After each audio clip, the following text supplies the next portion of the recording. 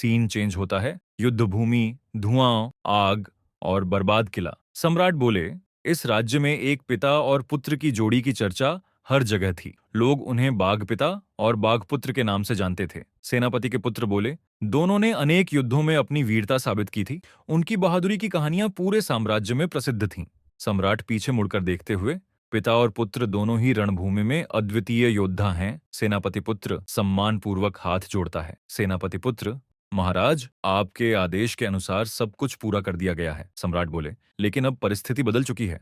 गंभीर नजर से देखते हुए, उस महान सेनापति के लिए यह बात स्वीकार करना आसान नहीं होगा। शायद वह इसे अपने जीवन का सबसे बड़ा अपमान समझे। सैनिक बोला, युवा अधिकारी, महाराज, मैं केवल राज्य की सेवा करना चाहता हूँ। सीन चेंज होता है यांगचेंग की, और यांगचेंग की लड़ाई आखिरकार खत्म हो चुकी थी, लेकिन इस जीत की कीमत बहुत बड़ी थी। शहर के बाहर का पूरा मैदान युद्ध के निशानों से भरा हुआ था। चारों तरफ टूटे हुए हथियार, बिखरे हुए सामान और वीरान माहौल दिखाई दे रहा था। यह देखकर झाओ फेंक के मन में एक ही विचार आया, युद्ध में इंसान की जान कितनी छोटी और अनिश्चित होती है। बाई जियांग बोले, यांगचेंग कोई साधारण शहर नहीं था। यह हान राज्य का सबसे मजबूत सैन्य शहर माना जाता था। ऐसा कहा जाता था कि इसे तोड़ना लगभग असंभव है। लेकिन किन साम्राज्य की विशाल सेना ने आखिरकार इस शहर को अपने नियंत्रण में ले लिया। हालांकि जीत मिल गई थी, फिर भी सभी जानते थे कि इसके लिए बहुत बड़ी कीमत चुकानी पड़ी है।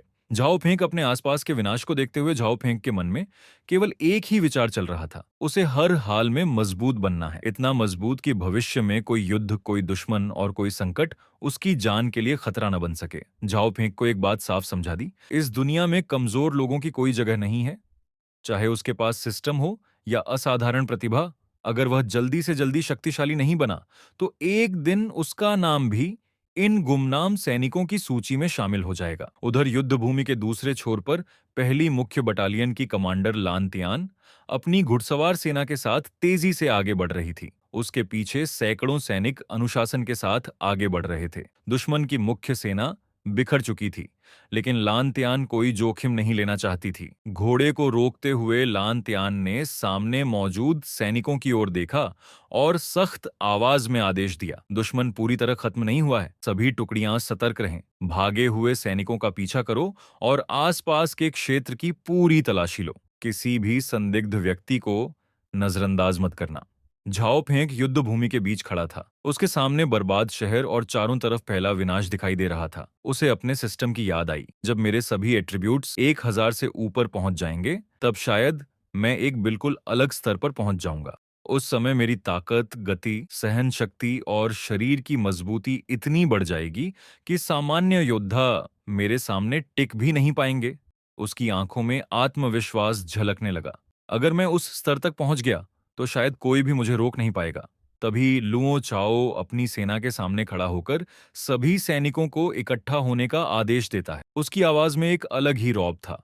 उसी समय झाओ फेंक तेजी से दौड़ता हुआ वहां पहुंचता है और सैनिकों की पंक्ति में खड़ा हो जाता है।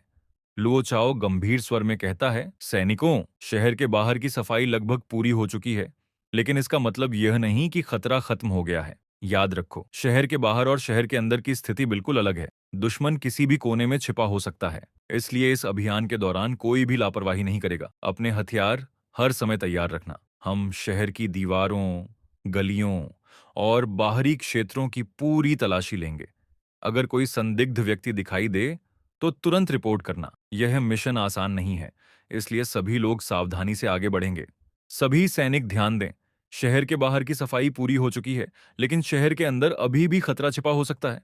कोई भी लापरवाही नहीं करेगा। जाओ फेंक, जी जनरल बाई जियांग, मैं सावधान रहूंगा।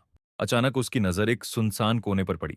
वह रुक गया। मलबे और खून से सनी जमीन के बीच आधा दबा हुआ एक पुराना कवच पड़ा था। झाओ फेंक मन में, वह सावधानी से आगे बढ़ा और कवच को हाथ लगाया। जैसे ही उसकी उंगलियां कवच से टकराईं, अचानक एक सुनहरी रोशनी फूट पड़ी। वो रोशनी की लहर सीधे झाओ फेंक के शरीर में समाने लगी। झाओ फेंक की आंखें आश्चर्य से फैल गईं। झाओ फेंक, ये क्या हो रहा है? उसे महसूस हुआ कि उसके भीतर कोई नई शक्ति जाग रही है। उसके दिमाग में अनजानी जानकारी उभरने लगी। कवच की चमक धीरे धीरे गायब हो गई, लेकिन उसकी शक्ति अब झाओ फेंक के अंदर समा चुकी थी। झाओ फेंक कुछ देर तक चुपचाप दूर देखता रहा। वह युद्ध भूमि से थोड़ा दूर घास वाले सुनसान हिस्से में चला जाता है। वहां पहुंचकर वह रुकता है और अपने सिस्टम पैनल को खोलता है। नीला पारदर्शी पैनल उसकी आंखों के सामने उभर आता है। झाओ फेंक ध्यान से अपने आंकड़ों को देखने लगता है। ताकत बढ़ी है, सहन शक्ति भी पहले से बेहतर हुई है और मानसिक शक्ति में भी बदलाव आया है। वह कुछ देर तक पैनल पर दिख रहे आंकड़ों का निरीक्षण करता है। कुछ दूर एक और शव पड़ा हुआ था। झाओ फेंक उसका पैर पकड़ता है और उसे घसीटते हुए सुनसान इलाके की ओर ले जाने लगता है। धुंध से भरी युद्ध भूमि में झाओ फेंक धीरे धीरे शव को घसीटते हुए आगे बढ़ जाता है। सम्राट सिंहासन पर गंभीर स्वर में, युद्ध भूमि से लगातार संदेश आ रहे हैं। बताओ, यांग नगर की लड़ाई का क्या परिणाम निकला? क्या हमारी सेना ने शहर को अपने नियंत्रण में ले लिया? प्रधानमंत्री झुककर, महाराज, युद्ध समाप्त हो चुका है। यांग नगर की दीवारें टूट चुकी हैं और दुश्मन की मुख्य सेना पूरी तरह बिखर गई है। शहर अब हमारे नियंत्रण में है। सम्राट, हम्म, लेकिन विजय जितनी आसान दिखाई देती है, अक्सर उतनी होती नहीं। हमारे नुकसान कितने हुए? प्रधानमंत्री, महाराज, जीत तो हमारी हुई है, लेकिन कीमत भी चुकानी पड़ी है। हजारों सैनिक युद्ध भूमि में मारे गए। कई अधिकारी गंभीर रूप से घायल हैं। सम्राट, युद्ध में बलिदान देना पड़ता है। मुझे उन सेनापतियों की रिपोर्ट दो जिन्होंने इस अभियान में विशेष योगदान दिया। प्रधानमंत्री, महाराज, जनरल बाई जियांग ने पूरी सेना का नेतृत्व अत्यंत कुशलता से किया। उनकी रणनीति के कारण दुश्मन की रक्षा पंक्तियां टूट गईं। कई युवा अधिकारियों ने भी असाधारण साहस दिखाया है। सम्राट, अच्छा, ऐसे लोगों को पुरस्कृत किया जाना चाहिए। साम्राज्य को हमेशा योग्य योद्धाओं की आवश्यकता रहती है। प्रधानमंत्री, महाराज, एक और बात है। दुश्मन भले ही हार गया हो, लेकिन उनकी शेष सेनाएं पूरी तरह समाप्त नहीं हुई हैं। कुछ दल अभी भी आसपास के क्षेत्रों में छिपे हुए हैं। सम्राट भौहें सिकोड़ते हुए, तो इसका अर्थ है कि यह युद्ध समाप्त नहीं हुआ, केवल एक चरण पूरा हुआ है। प्रधानमंत्री, जी महाराज, यदि उन्हें समय मिला तो वे फिर से संगठित हो सकते हैं। सम्राट, तुरंत आदेश जारी करो, सीमाओं पर सुरक्षा बढ़ाई जाए, सभी सेनापतियों को सतर्क रहने का निर्देश दिया जाए। प्रधानमंत्री, जैसी आज्ञा महाराज।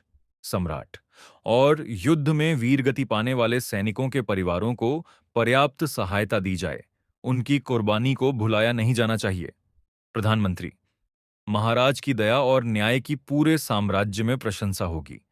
सम्राट गंभीर होकर, विजय केवल शुरुआत है। आने वाला समय तय करेगा कि हमारा साम्राज्य कितना शक्तिशाली बनता है। प्रधानमंत्री, महाराज सत्य कह रहे हैं।